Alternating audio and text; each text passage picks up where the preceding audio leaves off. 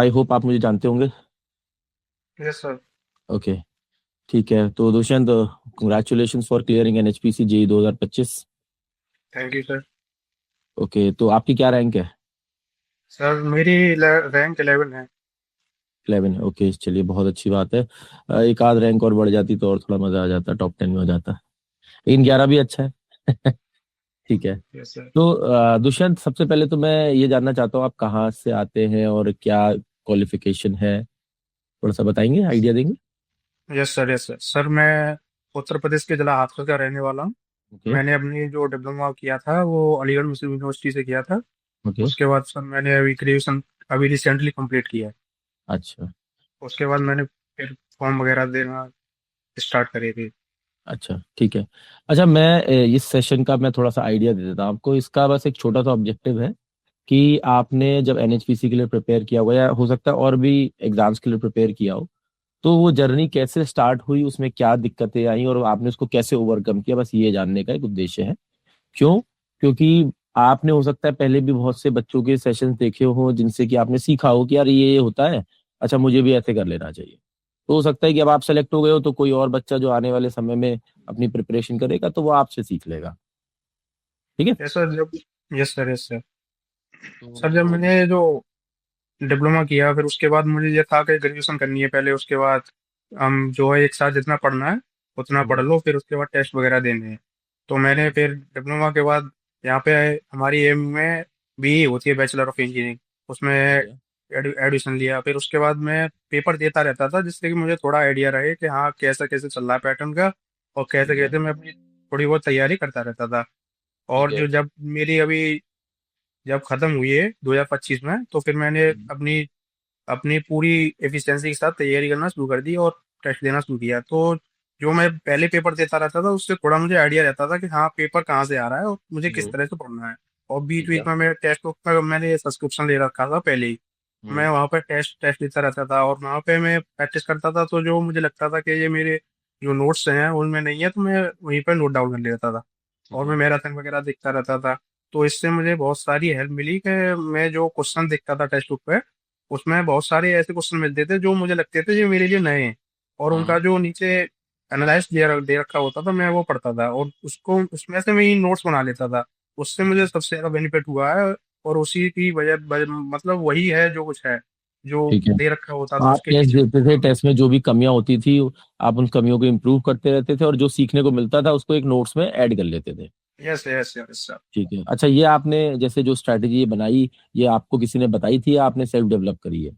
Yes sir. मैं marathon वगैरह भी देखता रहता था आपकी। तो आप भी बताते थे कि मिस्टेक कौन सी होनी चाहिए आपकी एक, हाँ। अगर आप कहीं मिस्टेक कर रहे हो टेस्ट लगा रहे हो तो वो नोट डाउन करते रहो। तो उससे बहुत सारी हेल्प मिलती थी। तो मैं ऐसे ही देख करता रहता था। अच्छा, ओके, ठीक है, आप मैराथन सेशंस वगैरह का हिस्सा रहे हैं।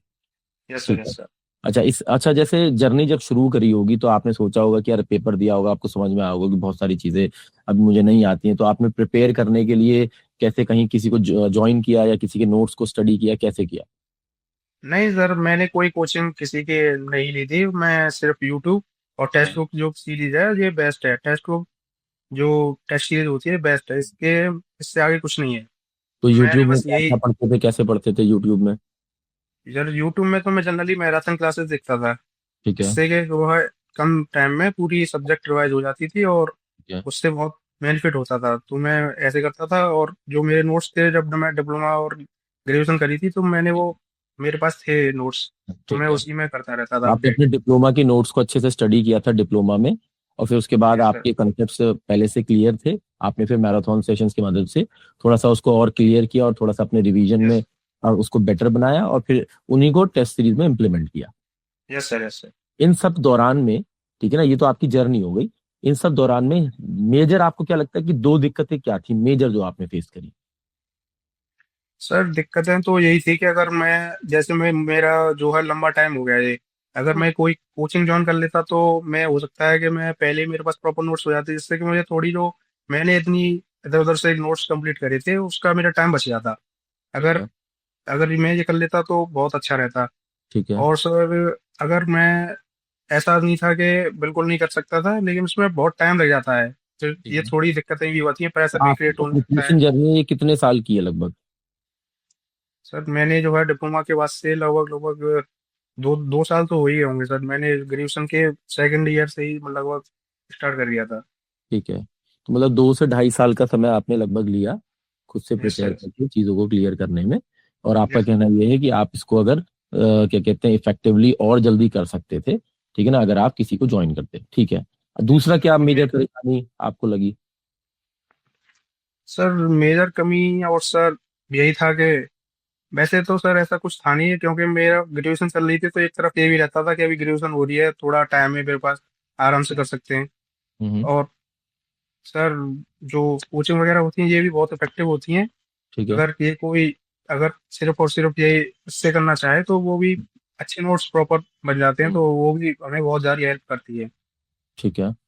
अच्छा, जैसे मेरा एक सवाल ये है कि आपने कहा कि मैं खुद से कर ले रहा था, फिर मैं यूट्यूब पे मैराथन सेशंस वगैरह भी लेता था, और मैं कोचिंग भी कर सकता था, आपके मन में एक वो आइडिया है। तो मैं ये सवाल पूछना चाहता हूँ कि आपने ऐसा चूज क्यों नहीं किया? आपको लगा कि यार मैं अपने आप से कर लूंगा, ये एक मतलब पॉइंट था, कि आपको लगता था कि यार ज्वाइन करके मुझे कोई खास फायदा नहीं होगा? नहीं सर, फायदा तो ऐसा नहीं है कि फायदा नहीं होता, फायदा तो होता। लेकिन हम्म। सर मैं ग्रेजुएशन कर रहा था ना साथ में, तो मेरे पास इतना टाइम भी नहीं मिलता था कि हम्म। मैं अगर कोचिंग कर रहा हूँ तो उसके लिए प्रॉपर टाइम देना पड़ता है। और हम्म। मेरा अभी 2025 में ही मेरी कंप्लीट हुई थी। हम्म। अगर मेरा अभी नहीं हो पाता सिलेक्शन तो फिर मैं डेफिनेटली इधर ही जाता, कहीं कोचिंग वगैरह ही लेनी पड़ती मुझे भी।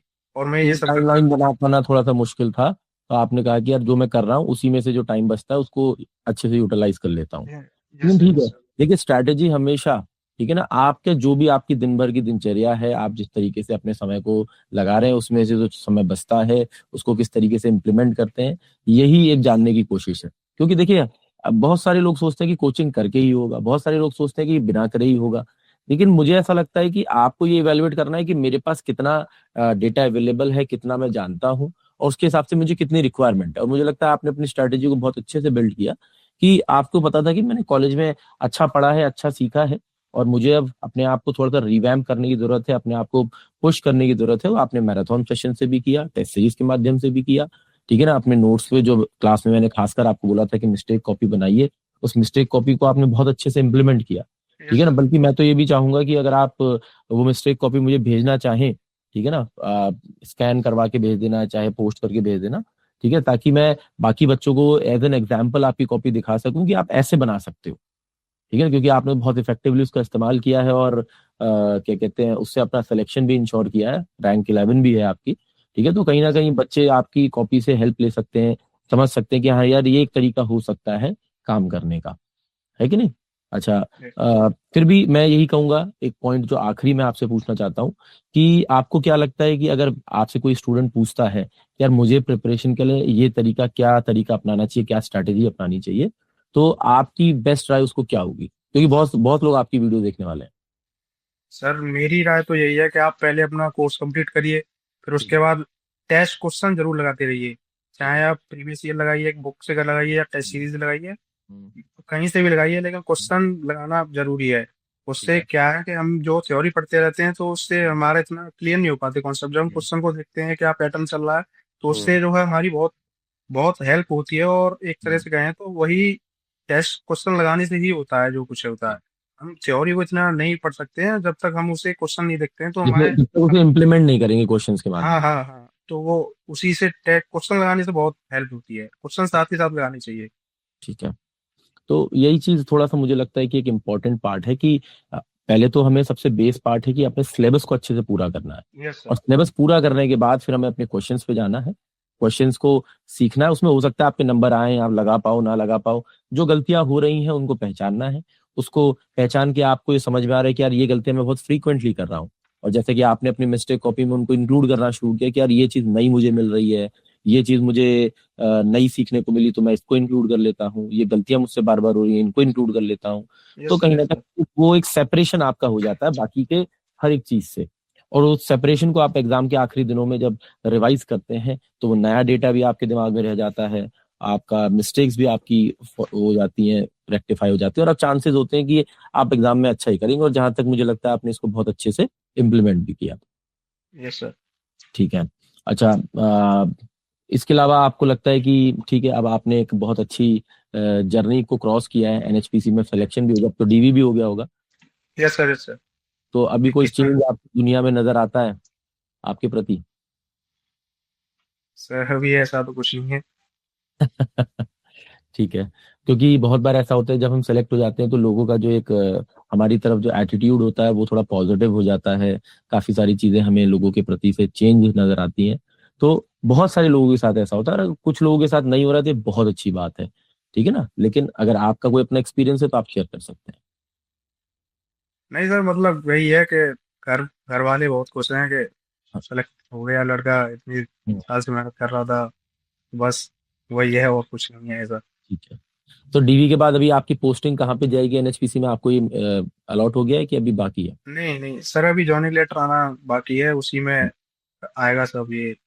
ठीक है। चलिए, तो मुझे लगता है कि आपके इस वीडियो से मैं कंक्लूड कर देता हूँ। हमें एक सीख ये मिली है कि हमें जब भी प्रिपेयर करें तो एक सबसे पहले अपने सिलेबस को पूरा करना है। दूसरा, क्वेश्चंस लगाना बहुत ज्यादा इंपॉर्टेंट है, क्योंकि जब तक हम क्वेश्चन नहीं लगाएंगे तब तक हम अपनी नॉलेज को इम्प्लीमेंट करना नहीं सीख पाएंगे। फिर उसमें अगर जो भी गलतियां होती हैं उन गलतियों को हमें एक सेपरेट कॉपी में लिखना है। जो हम बार बार मिस्टेक्स कर रहे हैं, we can call it a mistake copy. और उस मिस्टेक कॉपी को हम आखिरी दिनों में अपने यूटिलाइज कर सकते हैं अपने रिवीजन पर्पस के लिए। ठीक है ना? और कुछ नया भी बीच बीच में सीखने को मिल रहा है, क्योंकि जब हम टेस्ट लगाएंगे, हम रिवीजन करेंगे, हम कोई पेपर लगाएंगे तो उससे भी कुछ ना कुछ नया मिलेगा, वो भी उसमें ऐड करते रहेंगे। क्योंकि आखिरी दिनों में यही सबसे बेस्ट अप्रोच है हमारे रिवीजन के लिए और अपने मिस्टेक्स को सुधारने के लिए। Right? Yes sir, yes sir. Okay. Okay. So Dushyant, I'm very happy for you. Congratulations once again to you and your family, and do great.